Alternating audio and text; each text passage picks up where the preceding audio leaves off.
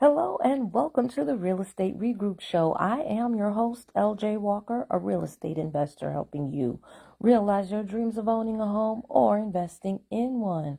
So, as many of you have seen recently in the news, there was a landlord right out here in Queens, in New York City, where I'm from, who had squatters move in on her property. But she got arrested because she changed the locks. So let's really delve into this, guys.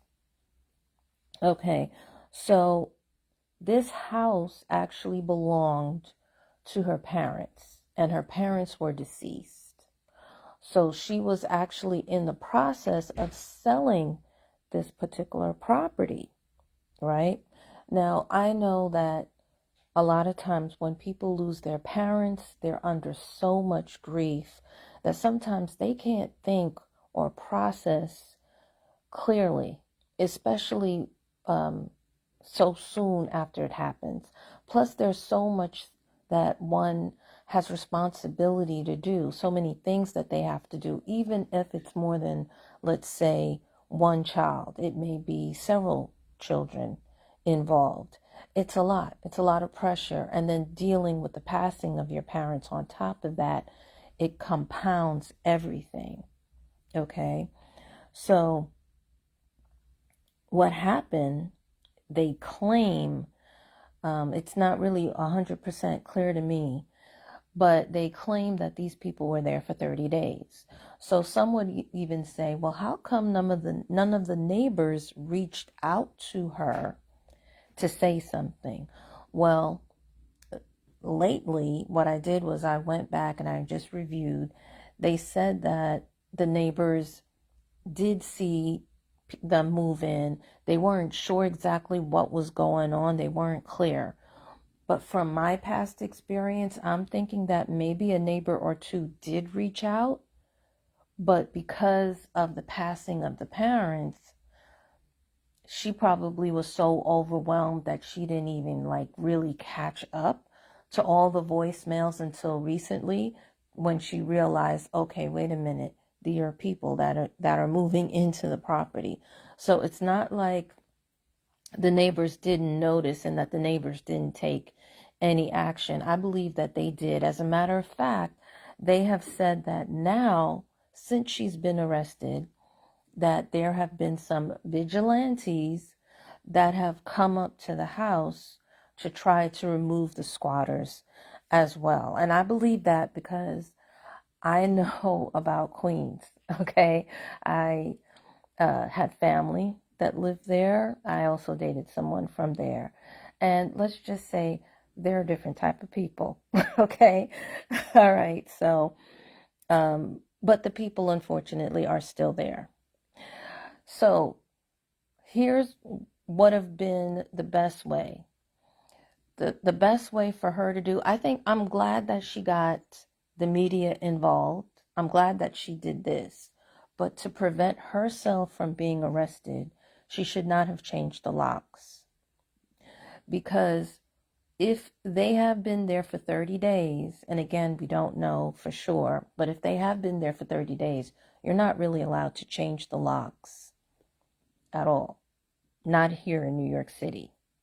And listen, a lot of people are shocked and surprised and everything. And, oh, it's New York. No, this is all over the world. This happens. It's not just isolated in New York. Now, other states and other countries may give you more than 30 days. They may say, oh, if they've been there a year, they have rights. Or if they've been there 6 months, they have rights. It's just New York City that says that they have 30 days. So let's get that clear. Okay.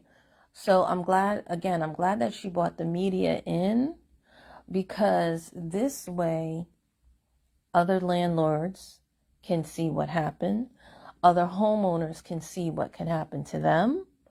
And hopefully more action will be taken, not only by them, but also by our local politicians, because one of the big things that our local politicians are complaining about, or are worried about rather, is the fact that there are so many minorities that are leaving the city. Well, guys, this is one of the main reasons why many minorities are leaving the city, because we have laws to protect squatters that people are basically taken advantage of. It really should be longer than 30 days. 30 days is really too short. Now, the proper way, of course, is for her to go to eviction court, right? Well, when you go to eviction court, it takes a long time just to get to court, especially in New York. There are so many buildings. We have so many tenants. So it's not dip it and do it. It's not like North Carolina where you can get rid of a person in 10 days. It can take 10 months. And I've even heard people who it's taken them 10 years. That's right. I said what I said. 10 years in New York City. So this is why I do believe that law needs to be changed. I understand why it was put in effect. It was put in effect because, as I mentioned in my former video about squatters, there was a time when there were a lot of abandoned buildings in New York City. And it was pretty much turning the city, the whole entire city, into a ghetto. So politicians didn't like that. Plus, you had some squatters that were down in the Lower East Side who had taken over a building that was abandoned for years. Many of them were plumbers, electricians, and various contractors. They fixed that building up themselves. Okay. And they actually made the building better. But you also have certain situations where the squatters made the building worse. They were hoarders, and they brought in all kinds of bags and junk and stuff like that into the property, deteriorating the property, not fixing it up, not maintaining it. Okay. Now in New York City, a squatter is supposed to maintain the property. And if they don't, then that is a motion in which you can definitely argue that in order to get rid of them. Okay. Many of the neighbors, they said that they saw them with certain boards, moving that into this particular lady's house. So their claim is that it seems as though besides just squatting on the house, they may probably was trying to turn it into a drug. It's implied, it hasn't been stated, but they may be trying to turn it into a trap house. That was the implication that I got from reading the New York Post article. Okay, but we know, those of us in New York, we know that there are times when the Post gets it right, and then there are times when the Post gets it wrong. But then again, you know what? That's almost everybody, honestly, if we want to really keep it real.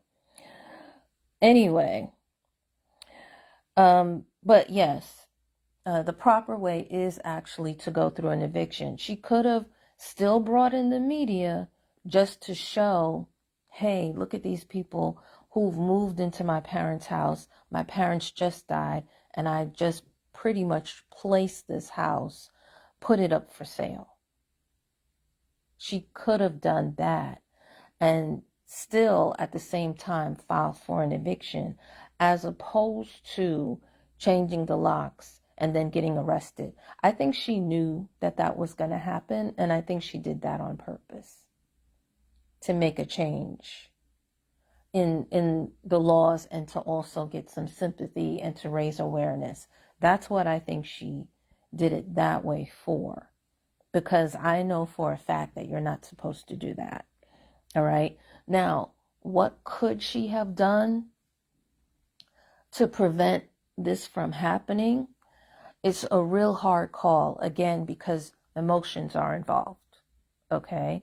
And I know that when you're under duress, you don't always think clearly. And when you're under duress, you're not thinking about things like that. You're thinking about, oh my God, I just lost my parents. That's what I know, that's where she was at. But for the rest of us, what can we take from this? Number one, unfortunately, you need to have the house well lit. The light bulb, keep the light on the outside of the house on, and maybe even keep the light in the house on as well. Because see, every house that's up for sale is not empty. Some people will not move out of the house until the house is actually sold. So apparently what I believe is that these squatters, they probably saw that the house was up for sale, and they probably also noticed an obituary. I'm not sure if one was done, but they probably put two and two together. They probably drove around looking for a house that looked dark, looking for a house that looked empty, meaning no car in the driveway, no drapes on the window, that kind of thing. They probably was, pretty much looking for that. And they probably noticed nobody was going in and out of the home for a number of days. They probably noticed that and said, okay, we're going to come into that house, which is what they did. So that's why keeping the lights on makes people know, okay, somebody's actually living in that house. Somebody is there. All right. So that's number one. Number two, I did not notice any cameras around the house. Now, you may say, well, what's the point of cameras? When you place cameras in a property, it's permanent. No, you do have cameras that you can put on and then take off and put on another property. They cost about $200. So that's number one. That camera is tax deductible. That camera also lowers insurance premium. And even if she were to put on a permanent camera, it still is tax deductible. It still lowers the insurance premium. But guess what else it does? It raises up the value of the house. You see, so sometimes you can't be cheap. Sometimes you got to spend that money in order to make money. Okay. And the value that a camera adds to a house is always more than what you actually paid for it. And when I say cameras, let me be specific. Security cameras, security systems. It adds more value to a house. And even, watch this, even if she wasn't to sell the house, but let's say she was going to turn it into a short-term or a mid-term rental, most of the people, like most of the traveling nurses, for example,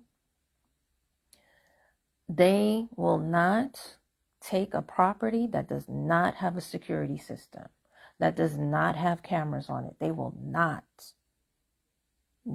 rent from you.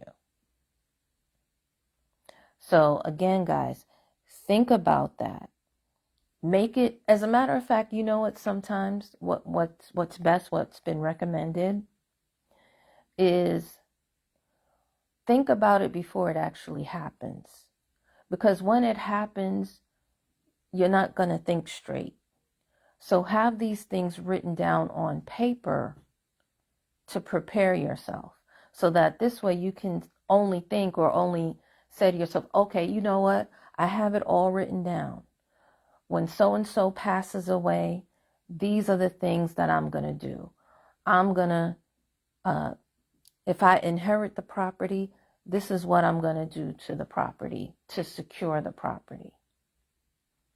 Right? This is where their insurance is. This is where their bank account is.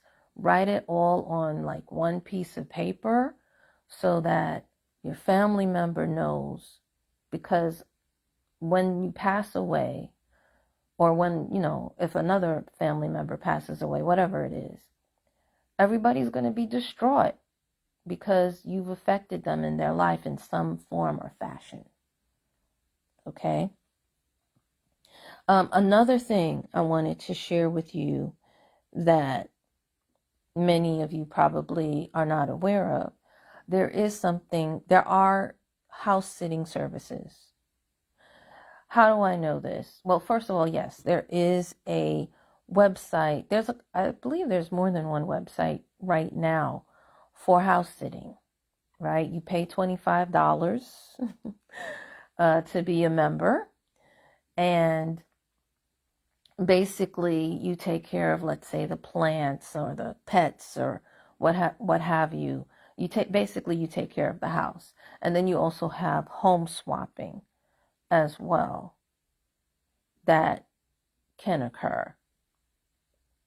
And the reason why I bring these things up is because I had a cousin who used to work for a bank.